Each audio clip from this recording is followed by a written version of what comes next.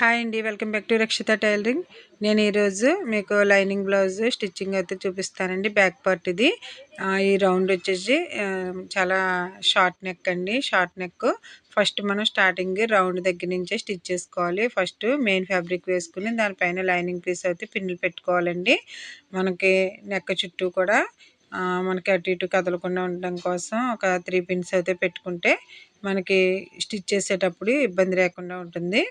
ఈ విధంగా round neck చుట్టూ కూడా ఈ విధంగా స్టిచ్ చేసుకోవాలి. మెయిన్ క్లాత్కి ఈ విధంగా స్టిచ్ చేసిన తర్వాత లైనింగ్ ఏదైతే ఉందో మొత్తం కూడా బ్లౌజ్ మొత్తం కూడా ఈ విధంగా స్టిచ్ చేసేసుకోవాలి. ఎక్స్ట్రా పీస్ ఏదైనా ఉంటే తర్వాత కట్ చేయాలండి. ముందుగా మనం నెక్ పీస్ అయితే కట్ చేసుకోకూడదు.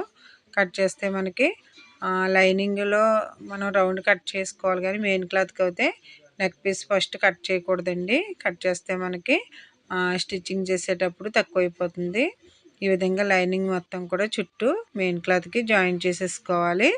ఈ విధంగా జాయిన్ చేసేటప్పుడు మనం కొంచెం ఫింగర్స్తో ఇలా మూవ్ చేసుకుంటూ ఉంటే ఎక్కడ కూడా రింకిల్స్ రాకుండా ఉంటాయి.